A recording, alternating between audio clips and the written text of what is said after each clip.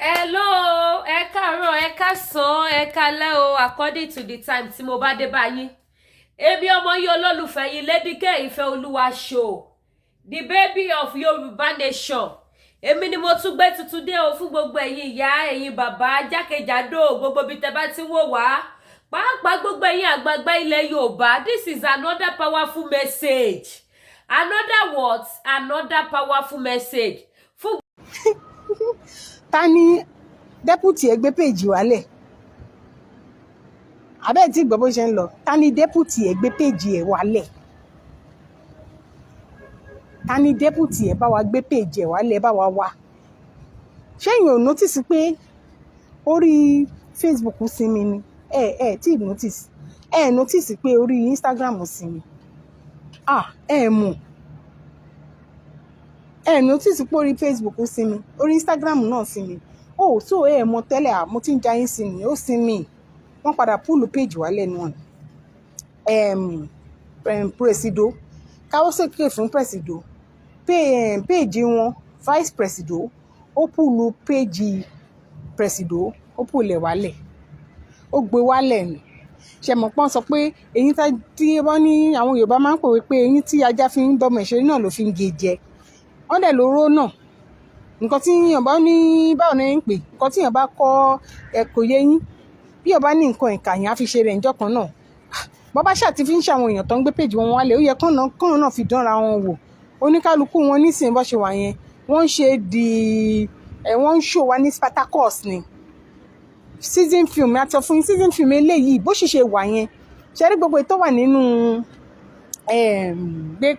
kí náà porúkọ ẹ̀ rájà ń pè lórúkọ tó máa ń pè sí jẹ́ bílí po tí ń bọ̀ nìgẹ̀ níwọ̀n bá tíntìntìn ẹ má jà pé lórúkọ tó máa ń pè. Ṣé rí gbogbo nǹkan tó oró tó wà nínú ẹ̀, gbogbo nǹkan tó ń gbé nínú ẹ̀ tí ò fẹ́ sọ yẹn, mo jẹ́rìí ọmọ mi, mo jẹ́rìí ẹni tí mo ní kò ṣe Bísí ni. Bísí sì máa sọ bẹ́ẹ̀ ni, because the only way tí Bísí ṣe fi lè number one ra ojú ẹ̀ padà, tẹ máa sọ pé ojú mo mì ní image tó fi lè ra image ẹ̀ padà lórí social media yìí, ó ní pé kó jẹ́wọ́ kó sọ tòótọ́ tọ̀rọ̀ lẹ́nu. But tòótọ́ kan wà tí ò tí ì yẹ, whether o reveal nǹkan tí wà tí ìrìn àti àwọn nǹkan tí ìwà ti wèrè kó ti jọ ṣe tẹ́jọ́ ṣe, whether sí àwọn èèyàn ni o, whether láàrin ara yín ni o, whether sí àwọn èèyàn lórí Facebook ni o, whether o reveal it or not, ó ti already ní ojú kan tí àwọn èèyàn ti fi ń wò ẹ́. Kò yí ẹ̀, àárín èèyàn ò yí ẹ, jẹ́ ńlá yí ẹ, jẹ́ ń gbé ẹ débẹ̀. Ó ti already ní ojú kan, ṣóló lójú kan tó fi ń wò ẹ́ kó tó di pé ó lọ join ìgbèrè kó. Àwọn ojú tó fi ń wò ẹ́ nígbà yẹn ni pé whether ni Bísí òun jàjà bí ò bá o pa, bí ò bá o kì í mọ́lẹ̀ pé ó kàn ń jẹ orí ahọ́n ni Bísí máa ń jà. Ṣùgbọ́n ṣó nígbà tó lọ sọ́dọ̀ wèrè kò yí ẹ, àwọn èèyàn wò pé kí ló lè sú Bísí dé ọ̀dọ̀ wèrè kó, kí ló lè fà á, kí ni Bísí wá débẹ̀, báwo ló ṣe ṣe ṣó ti yé yín. Ṣó wá rí nígbà tí ìwà tí wèrè kó yìí tẹjọ wá yára yín, kí n tó wá sọ nǹkan kan tó wá ṣẹlẹ̀ fún ẹ. Ṣó rí nígbà yẹn ló brutal jù. Ṣó tó kọ́kọ́ ṣe fún ẹ tó fi jáde sọ pé o máa ń ṣoògùn, wàhálà Bísí ó fi ṣó yẹn ó fi gba ẹrù lórí ẹ̀ ni. Ó gba ẹrù lórí ẹ̀, ó gba ajé kúrò lọ́wọ́ ẹ̀ pẹ̀lú ṣó yẹn. Ó gba ẹrù ní orí ẹ̀, ṣọ́rẹ́ ẹrù tó kù kínkínní tó rọra kù, ó gbà lórí ẹ̀, ó fi gba ajé lórí ẹ̀.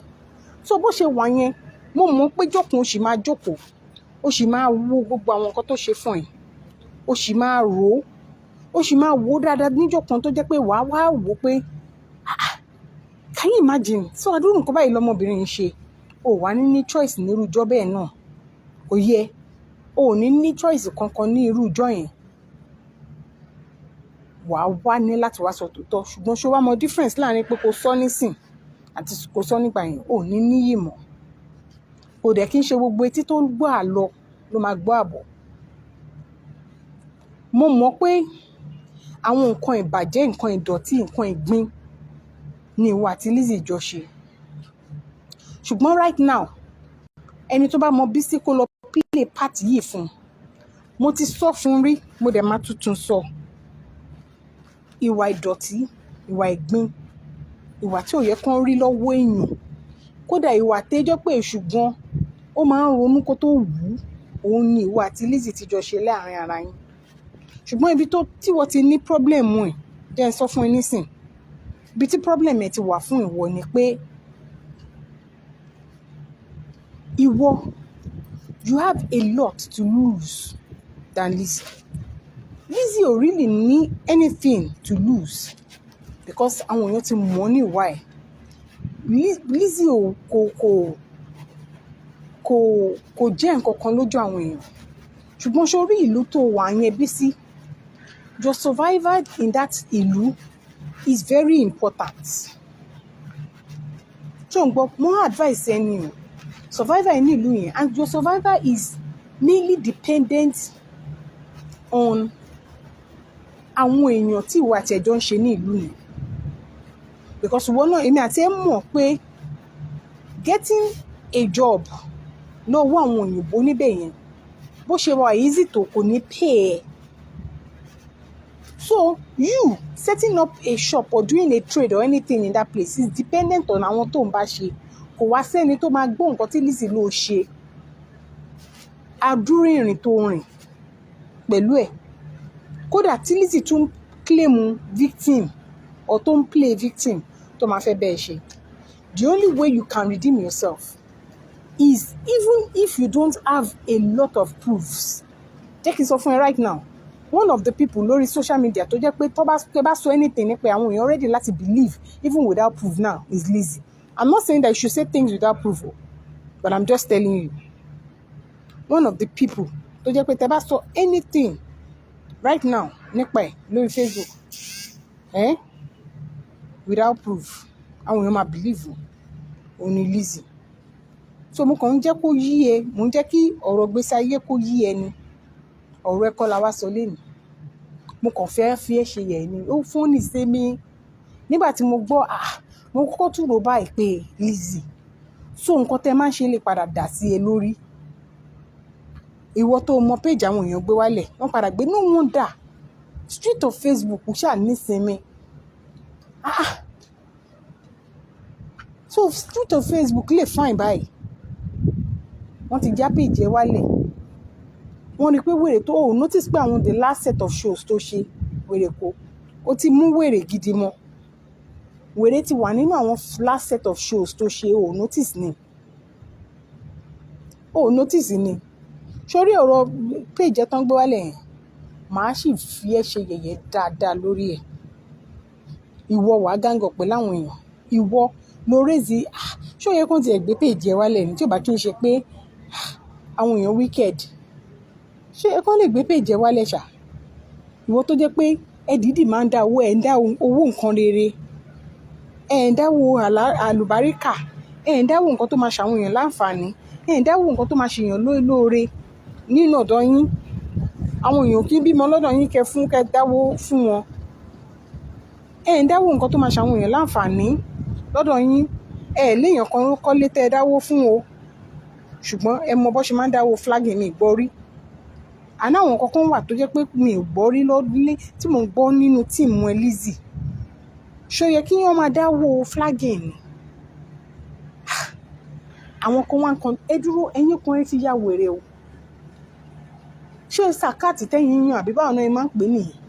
Ṣé nǹkan tó sàkáàtì tẹ́yìn yàn àbí ọrẹ benevolence tẹ́yìn ṣe ni pé kẹ́ máa dáwó kọ́ máa fi flag àwọn èèyàn wálẹ̀? Ẹ dẹ̀ feel pé bóyá ọ̀rọ̀ yín máa gba ìtẹ́wọ́gbà lọ́wọ́ Ọlọ́run. Èpè lẹ́ ń kó sórí ara yín. Ẹ̀ ń dáwó flagging. Ìwọ náà wá mú ẹ náà wá flag ẹ. Àwọn wá mú àwọn gbépo sí tó. Ó yẹ kó ti notice pé àwọn elements they are working against you, Lizzy. Wọ́n dẹ̀ flag ẹ bẹ́ẹ̀. Wọ́n flag ẹ sọnù bẹ́ẹ̀. Almighty President General among the nation. Presido. Káwọ́ sókè fún Presido flagger. Presido flaggers. So wọ́n lè flag ẹ̀yin náà wọlé. Wọ́n ló oyè tó kan ara ẹ̀dẹ́ ni.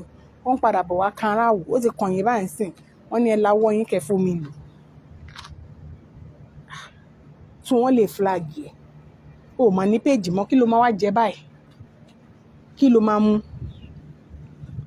aṣọ ò tà mọ́ ẹ ti wọ́n mi ògùn sí gbogbo àwọn èèyàn rí bẹ́ẹ̀ wò mọ́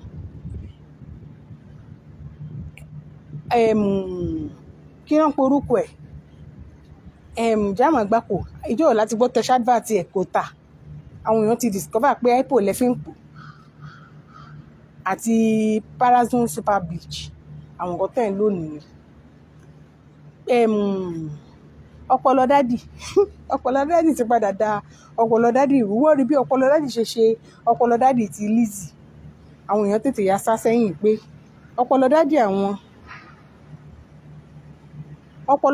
ò gbọdọ̀ dàrú wọn ò gbé ọpọlọ dádì mọ́ títorí tó máa ń kó sórí tó máa ń jẹ́ kórìí ẹ̀ dàbí ṣínṣìn yẹn tí gbogbo máa ń dàbí ṣínṣìn yẹn tá máa ń rin ṣìn bíi gúgúrú èdè èṣù yẹn náà wọn ò ra yẹn náà mọ̀ èyí tó tún jókòó tì monetization àti gbogbo ẹ̀ tó jókòó tì fún ọmọ máa sanwó òun náà má tó tún flag báyìí kí ló fẹ́ jẹ bọ́ọ̀dì ẹ̀dẹ̀ rèé ni ò tà mọ́ ló ti ń jákútẹ́ lójú ẹ̀mí ẹ̀yìn àbóhùn notice pé bọ́ọ̀dì ẹ̀ ń jákútẹ́ kí ló wá fẹ́ jẹ báyìí ibi tó ń kíní tàbádẹ̀ tún ní kí wọ́n manage kan ti help ẹ bóyá tìsàlẹ̀ ẹ ó lè máa lè gbowó jáde bọ̀dá láti ti babẹ̀ jẹ́ wọ́n ń bẹ̀ jẹ́ ni wọ́n bá bẹ̀ jẹ́ débi pé dáàdì wa tó wà ní Equatorial Guinea ẹ̀ gan-an wọn ò lè wọbẹ̀ mọ́ bí báwọn ṣe ya olóṣó tó ọkùnrin olóṣó ni dáàdì yẹn báwọn ṣe ya olóṣó tó wọn ò lè wo ọ̀dọ̀ ẹ mọ́ níbi tí bọ̀dá láti rún bẹ́ẹ̀dì wọ́n bá bẹ̀ jẹ́ gidi kí ló wá fẹ́ jẹ báyìí wèrè kó báwo ló ṣe fẹ́ but ẹ̀yin tẹ́ flag page you are not nice somebody came on social media to come and fight the fight of love for the love of the family ìjà ọkọ ìjà family ó wá jà fún ẹ̀tọ́ ọmọnìyàn nínú àwọn ìdílé rẹ̀ odidi ológun odidi ẹni tó jẹ́ pé òun fúnra rẹ̀ lógun tó kó sínú ogun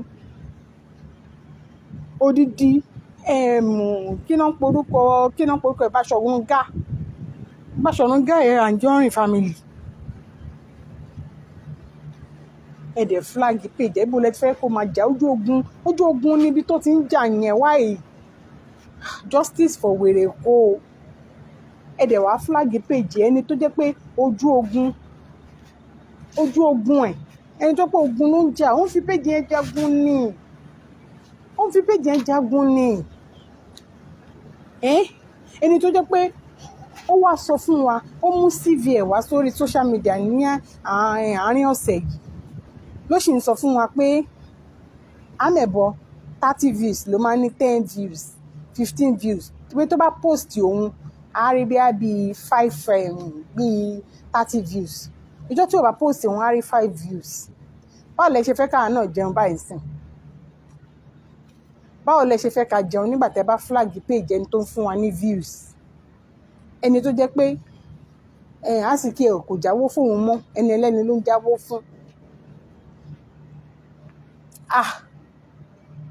ó ga o ẹ jọ̀ọ́ Mark ó dà pé gbogbo wa ẹ máa help wa Mark ìjọba wa restore page yìí náà làwa náà fi ń jẹ la fi ń mu òun la fi ń gbọ́ bùkátà àwọn ọmọ òun la fi ń ṣe gbogbo nǹkan tá à ń ṣe page yìí la fi ń lọ sọ́jà la fi ń jẹun ẹ jọ̀ọ́ Mark page ẹni tẹ́ fà wá lẹ́yìn ẹ má ṣe bẹ́ẹ̀ ẹ má gbọ́ràn sí wọn lẹ́nu page olórí ogun jìmì ogun lende ogun ṣẹ̀mọ́wò page ẹ̀ nìyí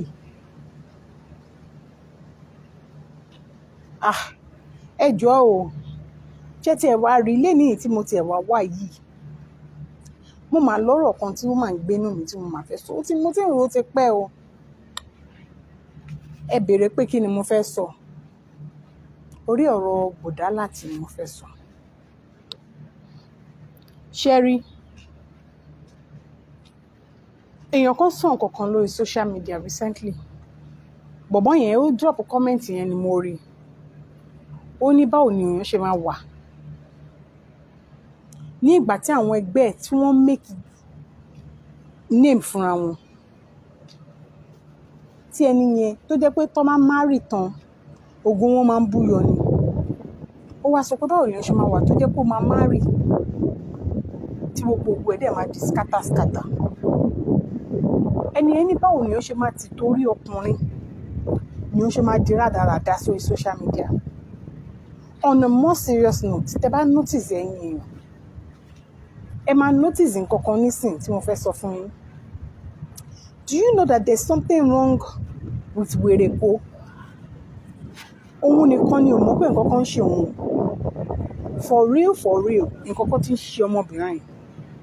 The last set of chats tí ọmọbìnrin ń ṣe, gbogbo ọ̀rẹ́ ò jọra wọn mọ́.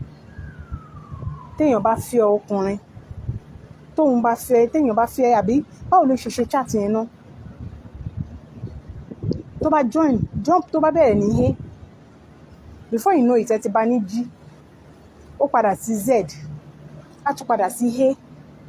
Ṣé ní one of you notice ẹ̀ ṣá? Ṣé notice nǹkan tí mo fẹ́ sọ̀rọ̀ nípa ẹ̀ ṣá? Tọ́mọbìnrin bá bẹ̀rẹ̀ ní A, á tún lọ sí V, á lọ sí Z, á padà sí A. Téèyàn bá ti bẹ̀rẹ̀ sí í ṣe gan ló máa ń ṣe bẹ́ẹ̀ yẹn. Kò wá yé wa mọ́ nígbà tí mo wá listen sí gbogbo chat yẹn ni kò wá yé mi mọ́ pé àbí bọ̀dá láti àbí wèrè kó ká bọ̀dá láti lórí Àríkẹ́ ni. Àbí wèrè kó ká bọ̀dá láti pẹ̀lú kan nínú àwọn alájàsà tó máa ń dúró síwájú wọn ni. Àbí kan nínú àwọn ọmọ tó ń fi taṣọ ni wèrè kó ká bọ̀dá láti mọ́ ni.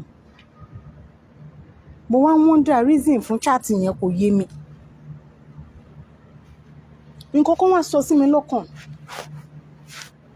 Gbogbo ẹ̀yin tẹ́ bá jẹ́ family wèrè kó,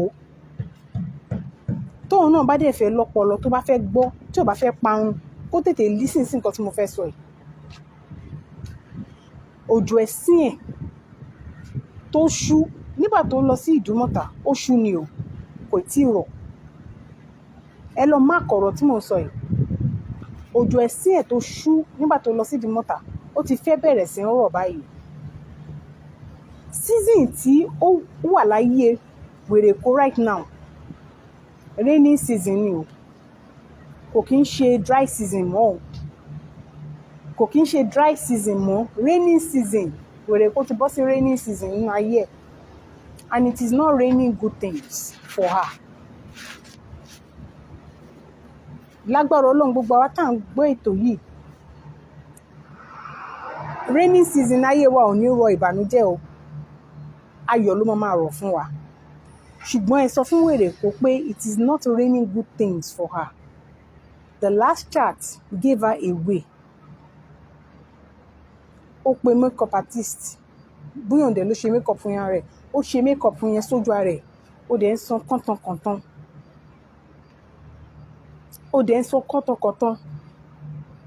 Meanwhile, olóòní ọkọ. Kò sí bí ọkùnrin ṣe lè ponú tó láyè, bẹ́ẹ̀ ṣe lè pe ọkùnrin nígbẹ̀wò dání tó láyè, bẹ́ẹ̀ ṣe lè pe ọkùnrin ní òpònú tó láyè, kódà bí ọkùnrin ṣe jẹ́ dìdìrìn tó láyè, tó jẹ́ pé ó máa lè condole nǹkan tí láti ń gbà fún wèrè kó. Kódà tí Ọlọ́run bá fi àti jẹ àti mu ọkùnrin sí ibi tó nira,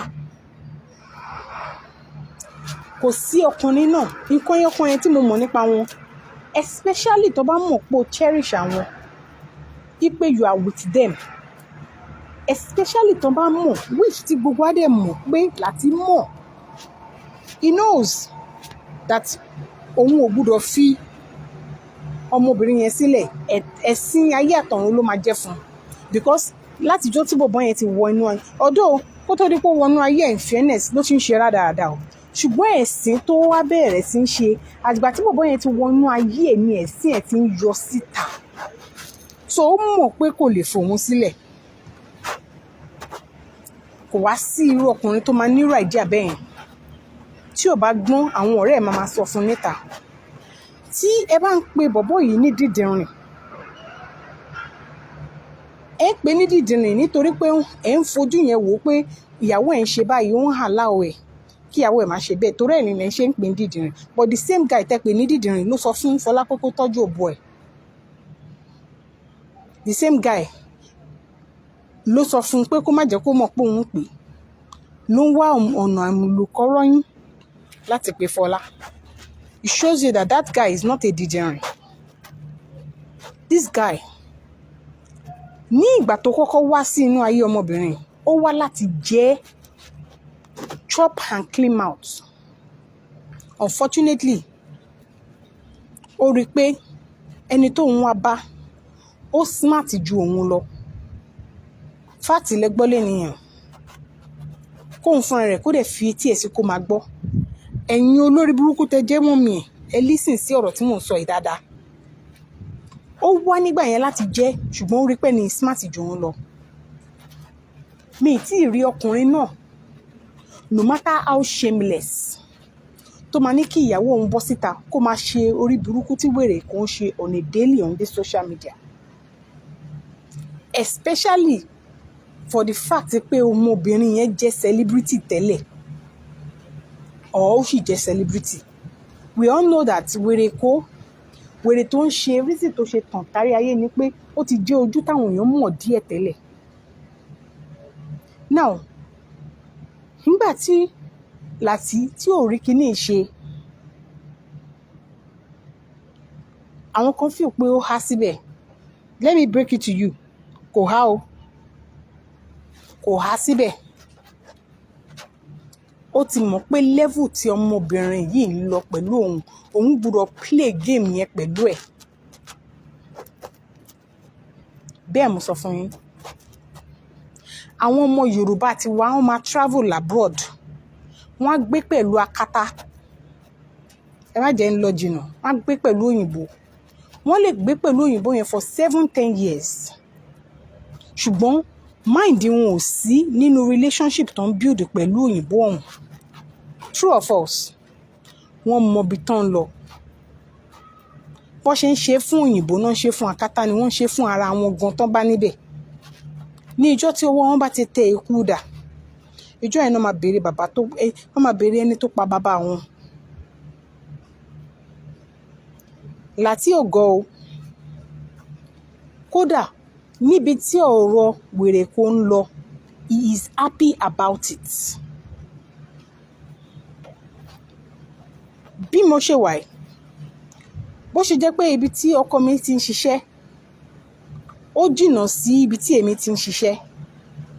Tí wọ́n bá pè mí wípé nǹkan kan ṣe é lọ́wọ́, kọ́kàn tiẹ̀ sọ pé ó sick lásán, pé but kó tẹ̀ jẹ́ òun gan lásán ló pé àwọn dẹ̀ pé orí ń fọ́ mi, ó dẹ̀ pé nǹkan kan ṣe mí, èmi fúnra mi ò ní nọ́mà mọ́. Same thing pẹ̀lú òun náà. Kan tó wá sọ pé wọ́n wá pè mí pé wọ́n rush ẹ̀ lọ sí nearby hospital or clinic. Ọ̀kan pè òun pé irú nǹkan bẹ́ẹ̀ ń ṣẹlẹ̀ sí èmi. Irú èèyàn bẹ́ẹ̀ kò sí irú iṣẹ́ yẹn ó máa fi sílẹ̀ except tí ò bá nífẹ̀ẹ́ ọmọbìnrin náà, or tí ọmọbìnrin yẹn bá nífẹ̀ẹ́ ọkùnrin yẹn nìkan ló kù. Wàá gba excuse ṣáà ni. Wàá lọ, wàá kúrò ńbẹ̀. Wàá make sure pé wá every means available láti lè kúrò nírú nǹkan bẹ́ẹ̀ yẹn. Now, ẹ imagine scenario yẹn ká tó wá sọ pé wọ́n lynch ìyàwó ẹ̀. Go and check the meaning of lynch. It was Lizzy nìkan níbẹ̀ yẹn. Nítòótọ́ àwọn pípìn yẹn ò fọwọ́ kan wọn ò ná o. Ṣùgbọ́n at least ọkọ ẹ̀ máa mọ irú ìyàwó tó ní. Ó mọ̀ pé ó ti ń ṣe 419. Ó máa ń ṣe bí mi ò ní máa jagbà. Ó mọ̀ náà. Some of you will say Lizzy orí òpè kò mọ nǹkan tó ń ṣe, ó ń kó owó sínú báǹkì ọkùnrin. Ó mọ̀ nǹkan tó reason tó ṣe ń ṣe bẹ́ẹ̀. Àwọn báǹkì sí títí ẹ̀ tó ń kówó sí yẹn kò lè tọ́jú owó síbẹ̀. ẹ má jẹ́ kí n lọ jìnnà fún yín. Wọ́n ní pé kinní kan kì í bó bá olè gbé, wọn kì í fi ẹran ṣólógbò, ó mọ̀. Ṣùgbọ́n ní ibi tó tọ́jú owó sí lọ́wọ́ Mùlàtí, gbogbo ẹ̀ kówó pé ló ṣe ń bẹ̀. Kówó pé òun ló ṣe níbẹ̀. Wọ́n jọ ń plan ẹ̀. Ṣùgbọ́n àwọn account tó jẹ́ pé wọ́n lè fi link orúkọ ẹ̀ kò ní kówó gidi síbẹ̀. Reason why tí ó fi jẹ́ pé kò sí nǹkan kan nínú àwọn ATMs tó ń kó káàkiri yẹn. Then ṣé wá rí ẹni tí láti fi lọ fẹ́ kò lẹ́bí àbí sẹ́yìn mẹ́bí ẹ̀. Even àwọn ẹbí ẹ̀ gan tán sọ pé wọ́n wà ní US, ṣó ṣe mọ́ wọn? Ṣé kò ti detach rẹ̀ from those people? Ó mọ̀ pé ẹni tó ń fẹ́ kò lẹ́bí, kò ní confidence, kò lára. Kódà ọmọ tó ní tó ń sọ pé tó fi ń pè tó ń pè ní Rótìmí yẹn, they are not close. They are not close at all. Ọmọ yẹn ò lè lay claim sí anything tó belong sí Lizzy. Ẹ máa dì mọ́. Ó mọ̀ pé ìyàwó tó ń fẹ́ kò lólùbáwí. Ó dẹ̀ mọ̀ pé kò lólùgbèjà. But tí nǹkan bá ṣe ọmọbìnrin yẹn, àwọn èèyàn á dìde, wọ́n á béèrè pé ìwọ lọ́kọ ẹ̀ kí ló fi ṣe? Ṣé mọ̀ pé nǹkan tí wọ́n fi ń jẹ lọ lára Wùnmí nìyẹn? The fact that pé Wùnmí ó wà nílé, òun dẹ̀ ló súnmọ́ Mohbad. Tó wá pé Wùnmí wà ní bí Canada tó ń gbé níbẹ̀, kò yé yín? Tó wá pé Wùnmí wà ní bí Canada tó ń gbé níbẹ̀, gbogbo nǹkan tó ṣẹlẹ̀ yóò ní ṣẹlẹ̀. Or tó bá jẹ́ pé Mohbad is a public person tó máa ń tan life at any given time, tó máa jókòó sórí ẹ̀, tó lọ sórí life yẹn tó sọ fún ọ pé mo síkì o, mo ṣe gbá o, ó rẹ̀ mí léni o, táwọn èèyàn gan ti rí bó ṣe ń ṣe lórí life yẹn, ó máa difficult fún wọn láti lè pa àwọn arọ́ tó ń pa mọ́ Wùnmí yẹn mọ́. Kí ni mò ń mú lọ? Ó mọ̀ pé ọmọbìnrin yẹn ò ní ẹnikẹ́ni tó máa wẹ̀yìn wò fún. Ṣùgbọ́n ó mọ̀ pé tí nǹkan kan bá ṣe lábẹ́ yàrá, wọ́n á bí òun.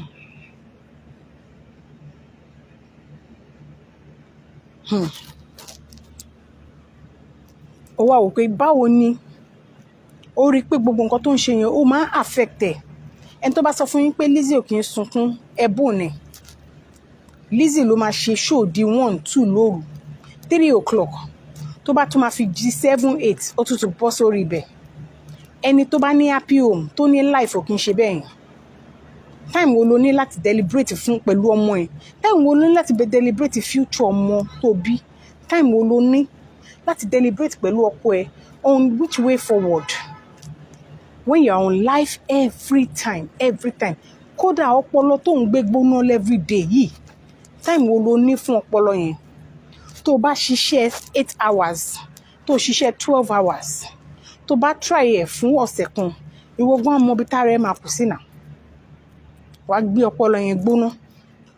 Ò ń gbé ọpọlọ ẹ gbóná, especially pẹ̀lú age tó wà yẹn. Kò sí bó ṣe máa gbé ọpọlọ yẹn gbóná tí ọpọlọ yẹn máa misbehave. Láti ti bẹ̀rẹ̀ sí ń rí wípé Lizzy ò ná má mọ̀. Ṣùgbọ́n ó di dandan kí Lizzy bugi jẹ ní iwájú screen kó má bàa lè sọ pé nǹkan kan ló fi ṣe, kó bá lè legit fún láti jogún Lizzy. Láti tó bá kù níbi tí wọ́n jẹ́ ẹ̀rùn dé. Bẹ́ẹ̀ ni, torí tí nǹkan kan bá ṣe Lizzy lọ́la, tí Lizzy bá bọ́ sórí life lọ́la, tó bá bẹ̀rẹ̀ sí misbehave, ó ti ń misbehave o. Torí ẹ̀ ni mo ṣe fi serious ọ̀rọ̀ sọ kínní. Tó bá bẹ̀rẹ̀ sí misbehave débi pé kò lè control rẹ̀ mọ́, wọ́n á fà kúrò níwájú kámẹ́rà ni. Tó di pé wọ́n bẹ̀rẹ̀ sí gbé sá káàkiri. Láti máa ní full access tó wẹ̀, ẹ lọ wò. Láti máa ní full access sí gbogbo nǹkan tí Lizzy ní. Ó máa easy fún un láti lè gbogbo plans ẹ̀ tó ní beginning tó dàbí ẹni pé kò ṣiṣẹ́ mọ́ yẹn. Ó máa ní time láti hatch out plan yẹn kó dẹ̀ make it work. There is no man tó máa love obìnrin bí láti ṣe sọ pé òun love Lizzy yẹn, tó máa gbà kó wà lórí iṣẹ́ mélòó ni láti gan fúnra rẹ̀ ń ṣe Lizzy ti ń ṣe ṣóòrì tí láti sùn sílẹ̀ bíi búskì bíi ajá. Ó sùn sórí rọ́ọ̀gì wọn nílẹ̀lẹ̀, ó dẹ̀ sùn lọ síbẹ̀. Ọkùnrin nìyẹn o, á bèlè tà sí obìnrin. Á bèlè tà sí obìnrin o. Ẹ gbàgbé gbogbo powerwuti tó ń fọ́ọ̀mù fún yín lórí screen yẹn o. Gbogbo nǹkan tó ń fọ́ọ̀mù yẹn fọ́ọ̀mì lásán ni. Mélòó lára ẹ̀ gan? Mélòó ni ara ẹ̀ gan? So gbogbo nǹkan tó ń fọ́ọ̀mù fún yín yẹn lórí screen yẹn kò bá nǹkan kan dé o. Fact mo sọ fún yín lẹ́nu yẹn, dẹmọ ló bá dé. Dẹmọ ló bá dé. She's not as strong as you think she is, and she's fast losing it. Ta ló bí lọ́rọ̀ Mẹ́kà kó tó bẹ̀rẹ̀ sí ń sọ? Ta ló bí? Tó bá jẹ́ pé ó mọ̀ pé anybody ní fídíò or wọ́n ní phone pictures tán lè fi counter nǹkan tó ń sọ kó ní wá sọ. Ṣèbóun ló sọ tán tó tún dé tó ní gist lover. Ó ti ń lé òun kiri láti 15 years or 16 years ago. Ìwọ ló ń lé rẹ kiri now. Ìwọ ló ń lé rẹ kiri ní àti any year. So anyway tó bá ti lọ nísìn wọ́n lé ẹ kiri ni. Ó lọ jalè lọ́jà. Ìwọ because tó bá ní ẹ o ṣáà physically mú kan but ó fẹ́ pa àwọn kan lẹ́kùn náà. Bọ̀dá tó fún ní 90,000. Tẹ́ni tó ní ṣọ́ọ̀bù gangan máa ń yọ nínú owó bọ̀dá yẹn kò lè ṣàdúrà fún ẹ. Kò sádúrà tó máa ṣe fún ẹ. Because ó pa lẹ́kùn ni now. Ó pa bọ̀dá yẹn lẹ́kùn ni now.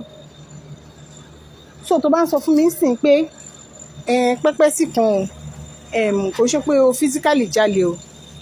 Wọ́n ń kúrú ẹ̀ mọ́ ẹni. You are deceiving yourself. So bó ṣe wà yẹn, ó kàn tán rẹ ni. Ó lọ ṣe gbogbo yẹn, wọ́n pe ọkọ ẹ̀. Ó take ẹ̀ ní 4 hours. Ṣó travel out ni? 4 hours for him to be able to respond and send money. So bẹ́ẹ̀ ló bàjẹ́ fún ẹ tó. Odidi self-acclaimed millionaire. Bẹ́ẹ̀ ló bàjẹ́ fún ẹ tó yẹ pé apart from ọkọ o ò lè rẹ́lòmíì tó lè pè tó lè rescue ẹ. Bẹ́ẹ̀ ló bàjẹ́ fún ẹ tó and you feel that you are doing yourself. See, wọ́n ní owó fún ni ò tó èèyàn.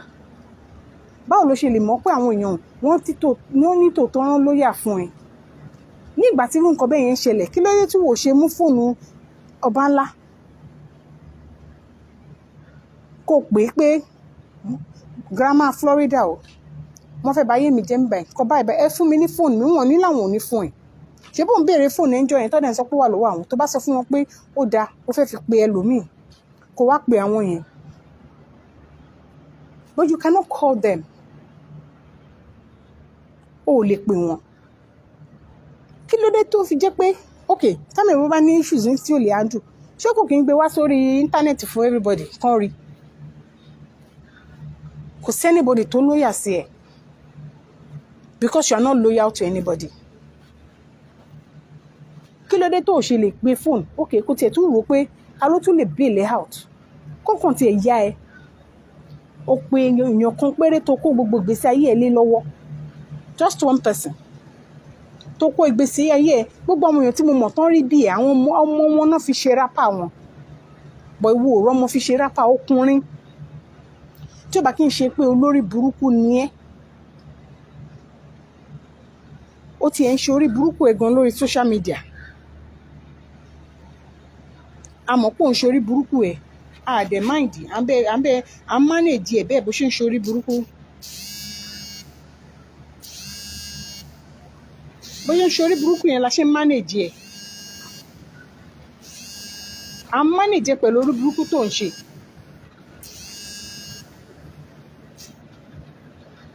But unfortunately fún ẹ,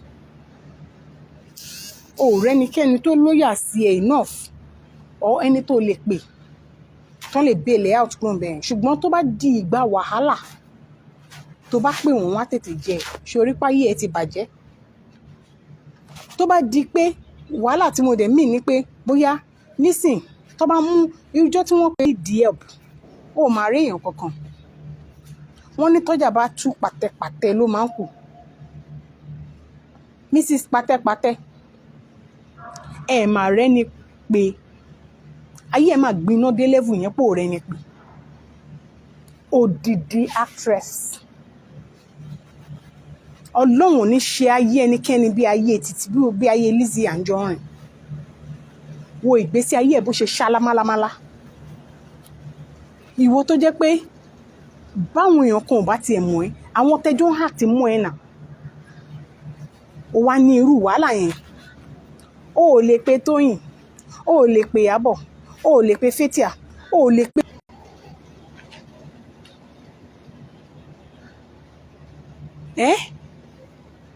O ò ní so a máa lò wà credit worthy ni. O ò lè pe Ìyábọ̀, o ò lè pe Tóyìn, gbogbo àwọn tẹjọ́ act pátá kódà Ṣèyí Ẹ̀dùn ò lè pé lórí ìgbéraga, lórí owó mi ò tó máa fi gọ̀gọ̀ fà á, lórí pé o fi ọkọ, o dẹ̀ fi ọkọ, o dẹ̀ fi ọkọ sínwín, o fi ọkọ ṣi èrè, o fi ọkọ ayé rẹ̀ bàjẹ́, ayé ẹ̀ bàjẹ́. Àwa wí tán ìwọ ló wá ń fáwọn èèyàn advice tí ọkọ wọn bá ti ń bá ìyàwó sùn. Kò kí ń ṣe gbogbo ọkùnrin ni wọ́n máa fi ń ṣe ọkọ. Èyí tó fi ṣọkọ yìí okó lásán ni. Okó lásán ló fi ṣọkọ, kò kí ń ṣọkọ. Okó. Mi mọ reason tí ẹjọ́ tẹ bá lè gbọ́ mi ẹjọ́ ẹ bá mi thumbs up because I don't really know what is happening. Okó lásán ló fi ṣọkọ. Okó. Nobody can come to your aid. Àwọn bàbá bíi Latin bíi gbogbo wọn o lè ṣe fídíò call pẹ̀lú wọn kàn tiẹ̀ come to your, kàn tiẹ̀ jẹ́ kó kúrò mẹ́yìn. Tó bá pe àwọn láwọn kan tó máa pè tó jẹ́ pé wọ́n ń kọ bọ̀gùn ò ní sọ kúrò mẹ́yìn. Wọ́n kọ bọ̀ ò ní san kúrò ní ibẹ̀ yẹn. O jẹ́ kí ìgbéraga tó ń ṣíwájú ìparun o jẹ́ kó ba ayé ẹ jẹ́. Okay, you can hear me. O jẹ́ kí ìgbéraga kó ba ayé ẹ jẹ́. Ẹ jọ̀ọ́ ẹ lè fún one stars lórí kíná porúkọ ẹ̀ yìí o tẹ́ bá ń gbádùn mi. Encourage wa by giving us a star. Encourage us by giving us a star. O jẹ́ kí ìgbéraga tó ń ṣíwájú ìparun o jẹ́ kó ba ayé ẹ jẹ́. O rí ìgbésí ayé ẹ lóde. O rí ìgbésí ayé ẹ lóde.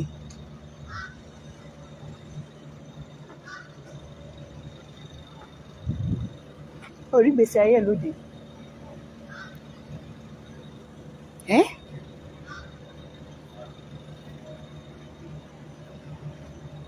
O rí ìgbésí ayé ẹ lóde. Ó ṣe fún ọmọ tó jáyàn ẹ o. Anyways, ọ̀rẹ́ àpadàbọ̀ wá bá ni. A máa ní láti thank you so much Raymond Abike for the stars. A máa ní láti padà wá. I think network yìí tí mò ń lò yìí náà ó ti actually fade away because ó ń sọ fún mi bóyá wọ́n dẹ̀ ń flag mi. Ọ̀rọ̀ tó kù tí mo fẹ́ sọ lórí ọ̀rọ̀ ẹ̀. Ó di alẹ́ fèmí àti ẹ̀. Ẹ jọ̀ọ́ mo máa fẹ́ kẹ́ join mi lálẹ́.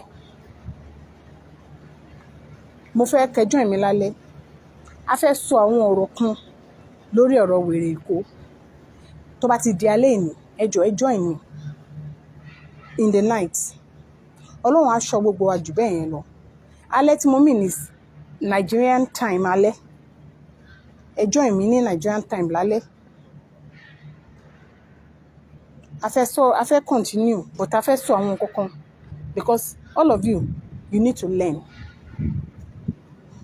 kò àbá sọ gbogbo ẹ̀ but unfortunately nǹkan tó ṣẹlẹ̀ ni pé gbogbo network issues tá à ní the network bí by poor by that time má ti wà ní a more settled place ẹjọ́ ìnú alálẹ́ alẹ́ ló máa jẹ́ alẹ́ Nigerian time alẹ́ pátápátá o